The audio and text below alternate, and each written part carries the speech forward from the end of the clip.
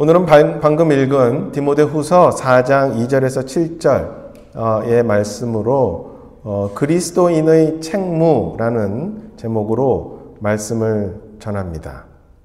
제가 처음에 책임이라고 적었다가 책임과 임무라는 것이 함께 필요할 것 같아서 책무라는 단어로 바꿨습니다. 지난주에 저희는 디모데후서 4장 1절, 바로 위에 구절 1절과 요한계시록 20장을 바탕으로 해서 소위 흰 왕좌 심판, 백보자 심판이라고도 하는 마지막 심판에 대해서 설명을 드렸습니다. 이 심판은 인간사에 있어서 세상이 창조된 이후 마지막 심판이라고 설명드렸었죠. 이 심판은 구원받은 사람들이 가는 심판이 아닙니다. 그렇죠? 이 심판은 구원받지 않은 사람들이 심판자이신 예수 그리스도 앞에 부활한 그 형태로 몸으로 그리스도 앞에 서는 그러한 심판입니다. 이 심판이 있을 때 사람들은 구원받지 못한 사람들을 그렇게 아까 말씀드렸듯이 부활하여서 그 앞에 서게 되는데 그래서 이것을 둘째 부활 혹은 저주의 부활 혹은 사망의 부활이라고도 이야기합니다.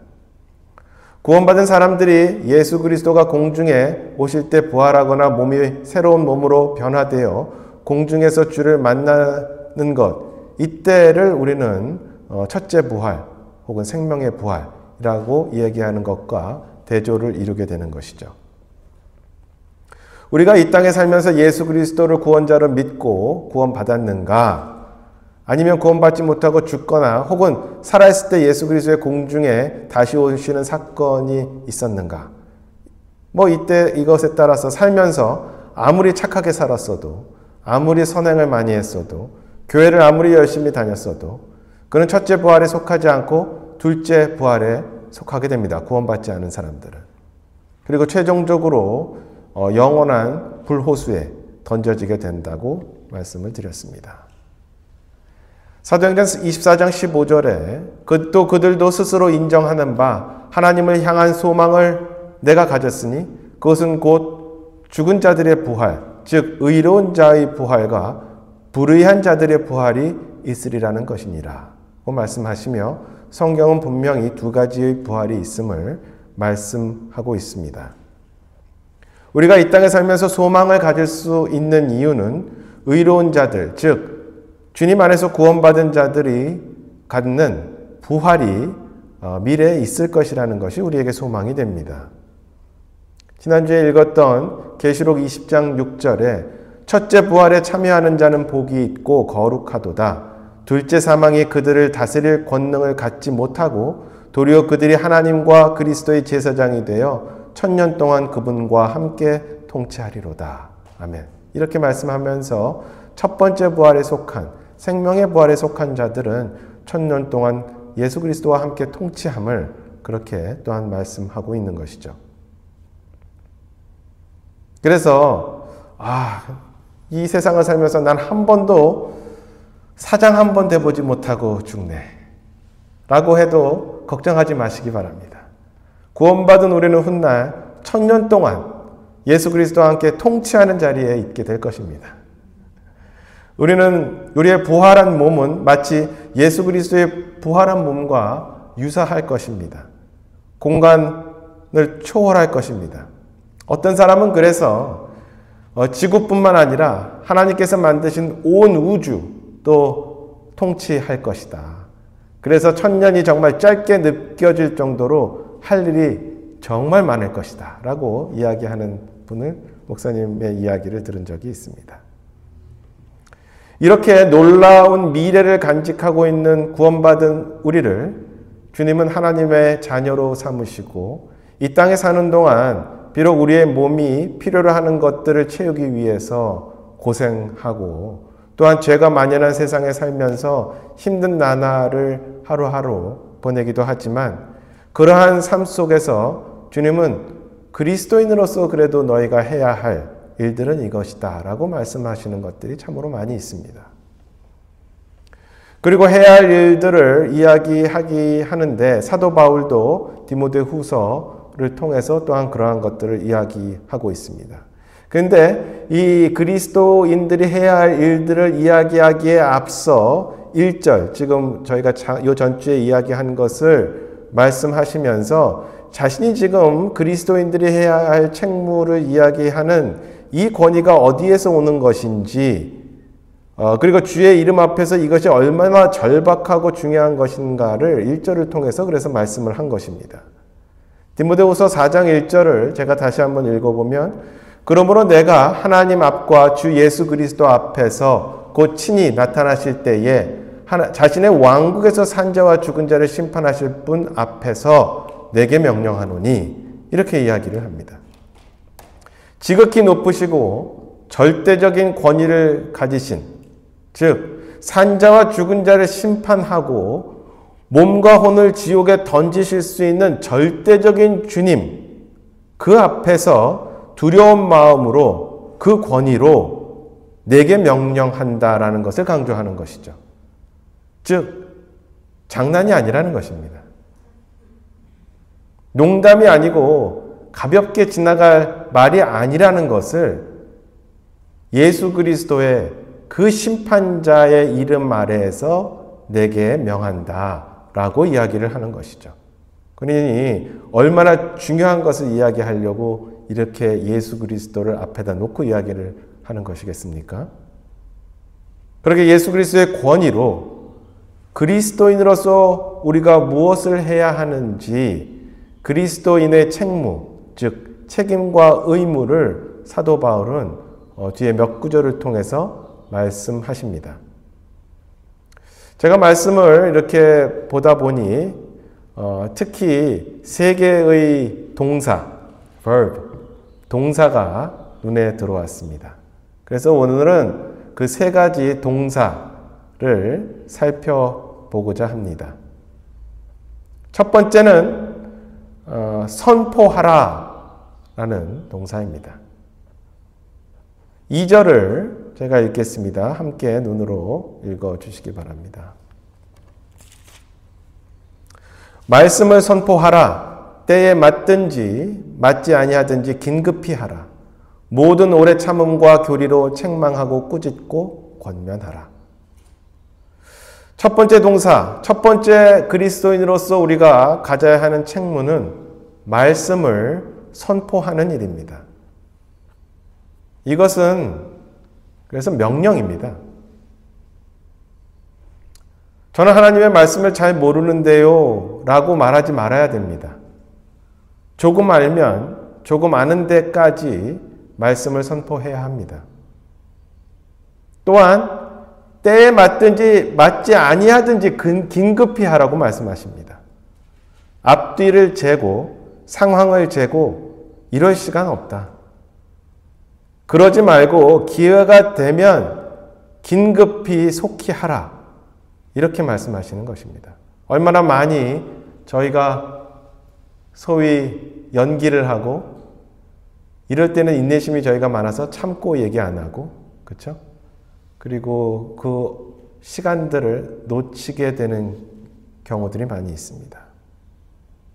그래서 긴급히 하라. 때에 맞든지 맞지 아니하든지. 19세기 말 설교자인 B.F. 밀스라는 분이 있습니다. 그분이 이야기가 전해지는데 그분이 씁니다. 어느 날 밤 자정 무렵 저는 호텔에서 편지를 붙이기 위해 아래층 프론트데스크로 아래층으로 내려갔습니다. 프런트에 있는 직원은 자리에 없었고 한 경찰관이 그 프론트 데스크 앞에 서 있었습니다. 그가 그런데 그 경찰관이 제가 대신 그 편지를 붙여드리겠습니다 라고 말을 했습니다. 저는 그 경찰에게 감사를 표하고 편지를 건넨 뒤에 다시 계단을 올라가 제 방으로 들어갔습니다. 그때 마음속에서 한 음성이 들려왔습니다. 너 왜 그 경찰관에게 그리스도에 대해서 이야기하지 않았느냐? 제가 마음속으로 대답했습니다. 아무 소용이 없을 것 같아서요. 그러자 또 내 마음속에서 한 음성이 말씀하셨습니다. 어떻게 그걸 네가 아니냐? 저는 계속 생각을 하면서 그 목소리를 떨쳐낼 수가 없었습니다. 왜 그의 영혼에 대해서 이야기하지 않았느냐? 저는 또 대답했습니다. 주님, 그 사람은, 그 경찰관은 그것을 필요로 하는 사람처럼 보이지 않았습니다. 대화할 것 같지도 않고, 그 경찰관은 몸집이 크고 굉장히 육중하고 건강해 보이는, 아무런 도움이 필요하지 않았던 그런 사람으로 보였기 때문입니다. 그러자 또 음성이 내 안에서 들려왔습니다. 내가 다른 사람들에게 설교하고도, 그렇게 설교를 많이 하고도 정작 그 한 사람은 버림받아도 된다는 것이냐? 너는 그것을 책임질 수 있겠느냐? 저는 급히 대답했습니다. 아닙니다. 제가 돌아가서 이야기하겠습니다. 저는 계단을 뛰어 내려갔습니다. 그런데 내려가면서 호텔 문이 닫히는 소리가 들렸습니다. 프론트에 가보니 경찰관은 이미 떠나고 없었습니다. 호텔 밖을 나가도 그를 찾을 수가 없었습니다. 그날 밤 저는 가슴이 아팠고 계속 다음 날도 마음이 무거웠습니다. 저는 결심했습니다. 만약 그 사람을 다시 만나게 된다면 반드시 그에게 그리스도를 전하겠다. 놀랍고도 기쁘게도 주일날 오후 집회에 그 경찰관이 맨 뒷자리에 앉아있는 것이었습니다. 예배가 끝나고 저는 그에게 다가가려고 했는데 너무 많은 사람들이 통로를 가득 메우는 바람에 앞으로 갈 수가 없었습니다. 다시 한번 그를 잡으려고 했지만 또 기회를 놓치고 말았습니다. 너무나 안타까웠습니다. 그때 몇 사람과 이야기하고 있는 중에 통로가 이렇게 비어가면서 그 순간 저 멀리서 경찰관이 나에게로 걸어오는 것이 보였습니다. 그의 두 뺨에 눈물이 흐르고 있었습니다. 그는 제 앞에 서서 떨리듯이 얘기했습니다. 저는 한 번도 그리스도인이 된다는 것이 무엇인지 어떤 의미인지 알지 못했습니다. 그런데 오늘 당신의 설교를 듣고 제 마음이 움직였는데 당신이 저에게 어떻게 예수 그리스도를 믿을 수 있는지 알려주시면 당장 믿겠습니다. 분명히 하나님께서는 밀스 목사님이 그 사건을 통해서 배우기를 원하셨던 것 같습니다. 밀스 목사님은 그에게 복음을 전하고 그는 구원을 받게 됩니다. 밀스에게 한 사람을 보여주심으로써 그리고 그에게 3번의 기회를 그렇게 은혜로서 보여주심으로써 그것을 통해 하나님은 그 목사님에게 배움을 주길 원하셨던 것 같습니다. 아무리 건장하고 우람한 사람이라도 우리가 생각하기에 말씀을 받지 않을 것이라 굳게 생각되어지는 사람이라도 그는 주님을 필요로 하는 것이고 네가 만약에 기회를 놓친다면 그 기회는 다시는 오지 않을 수도 있다. 그것을 가르치고 싶었던 것이겠죠. 그리스도인의 책임은 때에 맞든지 맞지 않든지 긴급히 속히 복음을 전하는 것입니다. 판단은 우리의 몫이 아닙니다. 말씀을 전하는 것은 우리의 책무이지만 그러나 말씀을 받아들이거나 그렇지 그 사람들이 안 받아들이는 것은 어떻게 보면 듣는 자들의 책임이기도 합니다. 세일즈가 힘든 것은 사람의 마음을 바꿔서 물건을 팔아야 성과가 되는 것이지만 하나님께서 그리스도인들에게 1차적으로 바라는 것은 그냥 전하라는 것입니다. 받아들이는 것은 물론 그러면 좋겠지만 받아들이는 것이 꼭 우리의 성과가 아닙니다. 우리는 전하는 것이 우리의 책임입니다. 그래서 3절, 4절을 보면 안타까운 사실들이 있습니다. 때가 이르리니 그들이 건전한 교리를 견디지 못하며 귀가 가려워 자기 욕심대로 자기를 위해 선생들을 쌓아두고 또 진리로부터 귀를 돌이켜 꾸며낸 이야기들로 돌아서리라. 물론 구원 받고 나서도 이런 일들이 일어납니다. 구원받지 않은 사람들은 세상에 많은 사실과 세상의 사상과 철학들이 사람들을 예수 그리스도를 받아들이지 못하게 하기도 하죠. 우리가 진심으로 전하더라도 받아들이는 것은 그들의 책임입니다. 안타까운 일입니다. 그러나 우리가 전하는 말씀이 분명히 또한 그들에게 씨앗이 될 수 있음을 기억해야 됩니다. 당장 받아들이지 않더라도. 저도 지금 지나고 생각해 보면 한 번의 복음에 구원받지 않았습니다. 그러나 돌이켜보면 그 들었던 말씀들이 새록새록 기억이 나면서 제 안에 그 말씀들이 날아가지 않고 있었던 것을 기억합니다. 즉 우리가 해야 될 일은 그들이 당장 우리의 복음을 듣고 구원받지 않더라도 전하는 것이 우리의 책무이다 라는 것이죠. 두 번째 동사는, 첫 번째 동사는 그래서 선포하라 라는 것이죠. 두 번째 동사는 입증하라 입니다. 디모데후서 4장 5절 다시 한번 한 목소리로 같이 읽도록 하겠습니다. 시작. 그러나 너는 모든 일에서 깨어있고 고난을 견디며 복음 전도자의 일을 행하고 내 사역을 온전히 입증하라. 아멘. 물론 이 말씀은 1차적으로 디모데에게 하신 말씀이죠. 사역자에게 하는 말씀입니다. 그렇다고 일반 그리스도인에게 면죄부가 있다는 말씀은 아닙니다. 요즘에 우리는 그리스도인이지만 그들이 정말 그리스도인인지 아니면 믿지 않는 사람인지 심지어 이단을 믿는 사람인지 알 수 없을 때가 많습니다. 진정 그가 무엇을 믿고 있는지 모르는 경우도 많습니다. 그리스도인이지만 그리스도인의 모습이 있지 않은 사람들도 참으로 태반입니다. 궁극적으로 그리스도인인지 그가 그리스도인이 아닌지 우리가 예수 그리스도에게 입증할 필요는 사실 없습니다. 왜냐하면 주님은 우리가 구원받았는지 그렇지 않은지 이미 알고 계시기 때문이죠. 구원받았다면. 지난주에 설교해드린 바와 같이 생명책에 내 이름이 있는지만 보아도 예수 그리스도는 쉽게 알 수 있습니다. 그렇죠?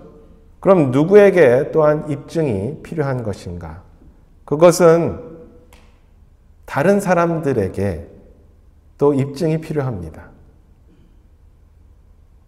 나의 구원을 위해서가 아니라 다른 사람을 또한 예수 그리스도로 이끌기 위해서 그 입증이 필요하다라는 것이죠. 오늘 말씀에는 내 사역을 온전히 입증하라고 되어 있으면서 그것을 위해서 첫째 모든 일에서 깨어있고 둘째 고난을 견디며 셋째 복음 전도자의 일을 행하라. 이렇게 특히 말씀을 하고 있습니다. 깨어있고 고난을 견디고 복음을 전하라는 것이죠. 이렇게 이를 통해 사실 다른 사람들이 그가 그리스도인인 것을 verify 할 수 있다는 것입니다. 입증할 수 있다는 것입니다. 이것은 마치 아브라함이 이삭을 바쳤을 때 그의 행위가 의로 여겨졌죠. 그렇죠? 그렇게 되었다는 말씀과 매우 상통할 수 있습니다. 야고보서 2장 21절에 우리 조상 아브라함이 자기 아들 이삭을 제단 위에 드릴 때에 행위로 의롭게 되지 아니하였느냐 이렇게 말씀하십니다. 여기서 행위로 의롭게 되었다라고 할 때 행위로 구원을 받았다는 얘기가 아니고 영어를 보면은 여기서는 특별히 의로 여겼다고 했을 때 justified라는 동사를 씁니다. 영어로. 이 justified는 구원을 받았다라는 의미보다 입증을 하다라는 뜻에 더 가깝습니다. 즉 아브라함이 이미 하나님의 말씀을 듣고 의로 여겨졌죠. 창세기 15장에서. 그때 그것이 나중에 이 행위에 의해서 그의 믿음이 입증된 것입니다. 누구에게 입증됐습니까? 하나님에게서도 입증됐지만 그것을 보는 사람들에게 그가 하나님의 사람이구나 라는 것이 또한 입증된 것입니다. 그리스도인은 우리가 그리스도인인지 다른 사람들에게 입증할 필요가 분명히 있습니다. 사실 그것은 우리에게 주어진 책임이기도 합니다. 우리가 그냥 샤이한, 그리스도인인지 아닌지 물에 물 탄 듯 술에 타면 안 되겠지만 물에 물 탄 듯 이렇게 있는 이런 사람으로 나머지 있으면 안 되고 어느 면에서는 상당히 적극적인 그리스도인임을 입증해야 되는 것이죠. 증거해야 되는 것입니다. 그 과정에서 우리는 하나님 말씀과 모든 것에 끼어 있고 고난이 있을 때 믿음으로 또한 견디고 또 하나님의 말씀을 온전히 전해야 되는 것입니다. 이럴 때 다른 사람들이 봤을 때도 그리스도인인지 입증이 되는 것입니다. 그래서 두 번째 동사는 그렇게 입증하라라는 것입니다.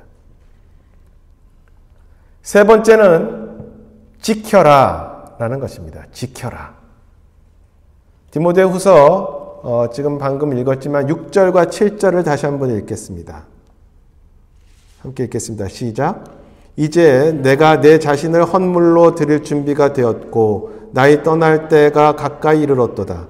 내가 선한 싸움을 싸우고 나의 달려갈 길을 마치고 믿음을 지켰은즉. 아멘.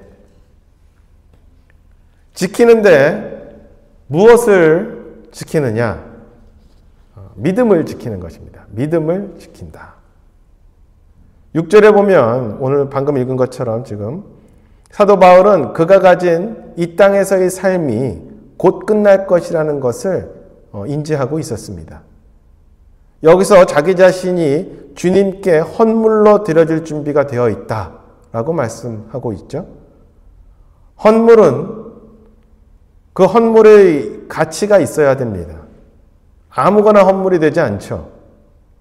마치 점이 없는 양이 헌물이 주님께 되었듯이 헌물에는 그 조건을 필요로 합니다. 우리 인생에서 우리 자신이 온전한 헌물이 될 수 있는 조건을 지금 방금 읽은 7절에서 찾아볼 수가 있습니다.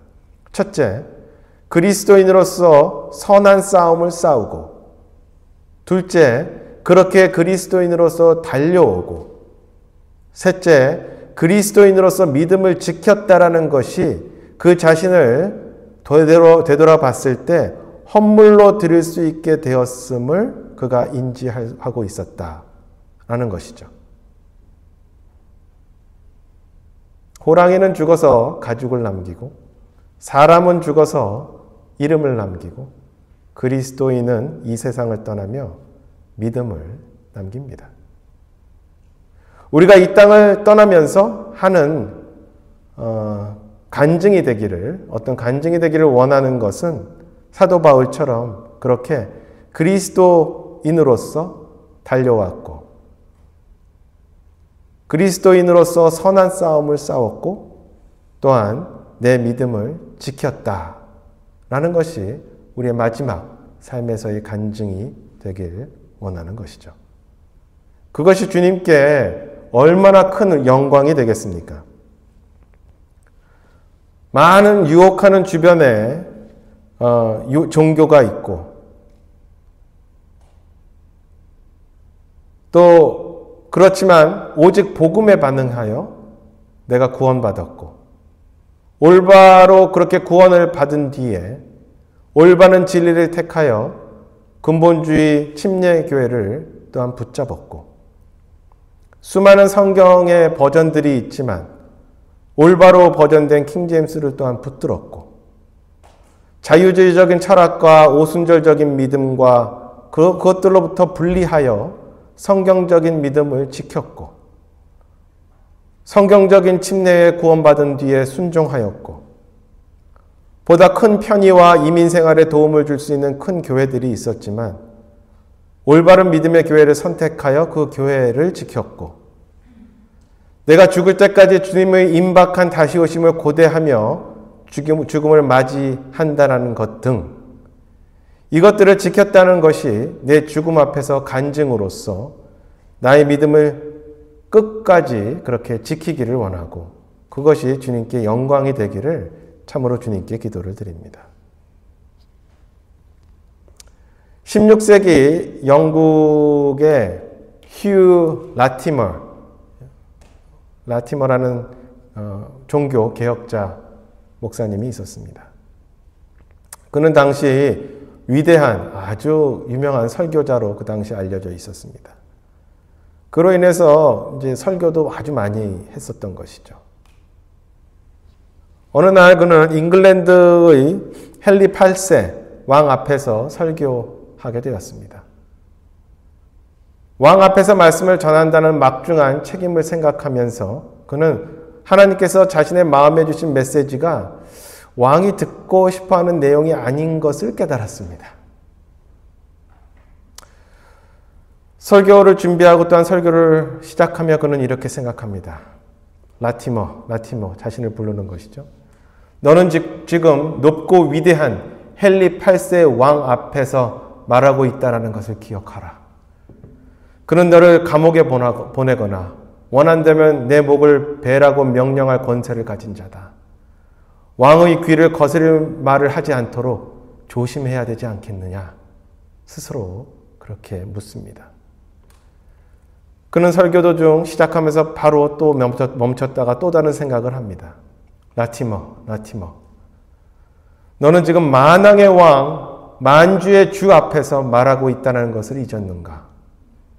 언젠가 헨리 8세조차 그분의 보좌 앞에 서게 될 것이며 너 또한 그분께 너 자신에 대해 회개해야 할 회개보고를 할 날이 올 것이다. 라티머, 너희 주인께 충실하라. 하나님의 말씀을 온전히 선포하라. 라티머는 선택의 기로에 섰습니다. 사람의 귀에 듣기 좋은 것을 전할 것인가? 아니면 그리스도께서 전하라고 하신 말씀을 전할 것인가? 라티머는 진리의 편에 서기로 결단을 하고 담대히 설교를 시작합니다. 결국 그는 헨리 8세의 딸인 메리 여왕에 의해서 순교당하게 됩니다. 라티머는 니콜라스 리들리라고 하는 사람과 함께 화형에 처해져서 죽게 됩니다. 그는 리들리에게 같이 화형당하는 집행을 바로 앞두고 다음과 같이 말한 것으로 전해집니다. 리들리 형제, 굳세게 버팁시다. 오늘 우리는 하나님의 은혜로 영국에 절대 꺼지지 않을 촛불 하나를 밝힐 것입니다. 그렇게 해서 라티머, 리들리, 그리고 후에 크랜머라는 이 세 사람은 오늘날 옥스퍼드 순교자들이라고 알려져 있다고 합니다.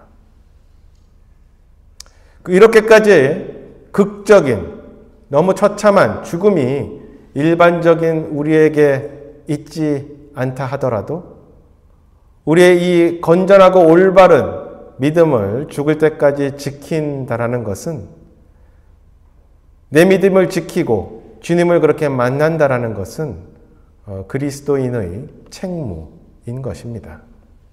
사랑하는 성도 여러분, 우리는 구원받은 그리스도인으로서 분명한 책무가 있습니다. 그것은 세 개의 동사로 오늘 요약이 됩니다. 선포하라. 둘째, 입증하라. 셋째, 지켜라. 복음을 선포하고 그리스도인임을 입증하고 그리고 올바른 믿음을 지켜라 라는 것이죠. 우리가 그러한 그리스도인일 때 우리는 더욱더 자신 있게 더욱더 예수 그리스도의 다시 오심을 고대하게 될 것입니다. 그리고 그러한 성도들에게 그렇게 예수 그리스도의 다시 오심을 고대하는 성도들에게 의의 관이 예비되어 있다라고 성경은 말씀하고 있습니다. 이 세 가지 동사를 책무로서 지켰을 때 우리는 진정 주님을 맞이할 준비가 되어 있는 것이죠. 책임을 다하는 그리스도인으로서 예수 그리스도의 다시 오심을 고대하는 그리스도인으로서 마지막 8절을 함께 읽으며 말씀을 마치도록 하겠습니다. 8절 함께 읽겠습니다. 시작. 이후로는 나를 위하여 의의 관이 예비되어 있나니 주 곧 의로우신 심판자께서 그 날에 그것을 내게 주실 것이요 내게만 아니라 그분의 나타나심을 사랑하는 모든 자들에게도 주시리라. 아멘. 다 같이 기도하겠습니다.